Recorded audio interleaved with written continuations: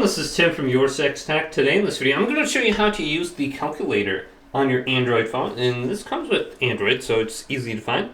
Just swipe on down from the top until you see all these little widgets on here. And then you can scroll to the right, and you might be able to find it under here.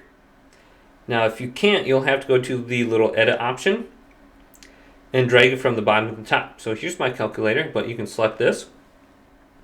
And it might be under here, not listed on the menu.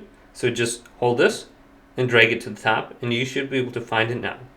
So let's go back, choose calculator, and here it is. So you can type all this in and do your math.